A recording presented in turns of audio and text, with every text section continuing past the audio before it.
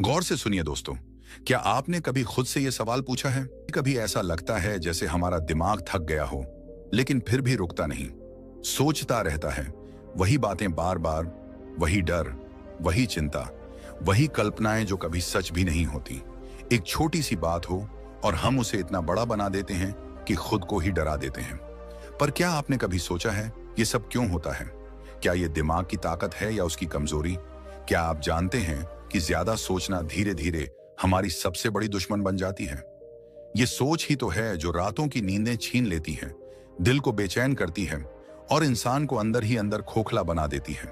और सबसे दुखद बात यह है कि हम ये सब खुद कर रहे होते हैं, अपने ही मन के हाथों। ज्यादा सोचने का जाल बहुत खतरनाक होता है। बाहर से ये हमें चिंतित और सतर्क दिखाता है, लेकिन भीतर ही भीतर ये हमारी आत्मा को चुपचाप निगलता चला जाता है। आपको ये जानकर हैरानी होगी कि ज्यादातर लोग जो मानसिक तनाव, आत्मविश्वास की कमी और असफलता से जूझते हैं, वे सब जरूरत से ज्यादा सोचने वाले लोग होते हैं। अब सवाल उठता है, हम इतना सोचते ही क्यों हैं? इसका जवाब सीधा है, हमने अपने मन को कभी समझा ही नहीं। मन, जिसे हम अपना सबसे बड़ा साथी मानते हैं, वही अगर काबू से बाहर हो जाए तो सबसे बड़ा शत्रु बन जाता है। मन सोचता है, ये उसका स्वभाव है, लेकिन जब सोचने की दिशा और मात्रा पर हमारा कोई नियंत्रण न हो, तब मन गुलाम नहीं, मालिक बन जाता है।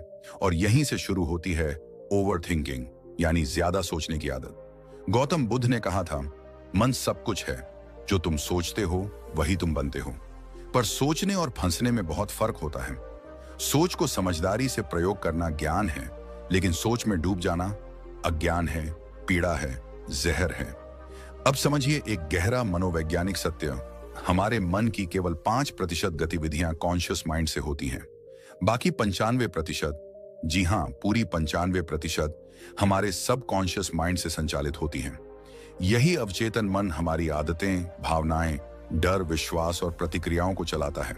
और जब हम लगातार एक ही बात सोचते रहते हैं, बार बार, घंटों, दिनों, तो वह सोच धीरे धीरे हमारे अवचेतन मन में बैठ जाती है। फिर चाहे वह चिंता हो, डर हो या असुरक्षा, वह हमारी आदत बन जाती है। और उसके बाद हम खुद से भी नहीं कह सकते कि रुक जाओ, क्योंकि अब यह चेतन नहीं, अवचेतन का खेल बन चुका होता है। आपने देखा होगा, कुछ लोग होते हैं जो किसी भी परिस्थिति में शांत रहते हैं। उनके सामने चाहे कुछ भी हो जाए, वे ठहरे रहते हैं, स्थिर। वो ऐसा कैसे कर लेते हैं? वो ज्यादा सोचते क्यों नहीं? क्योंकि उन्होंने अपने मन के स्वामी बनना सीखा है, दास नहीं। उन्होंने अपने अवचेतन मन को वही संदेश दिए हैं जो उन्हें संतुलित बनाते हैं। और हम तो बस उसी डर, चिंता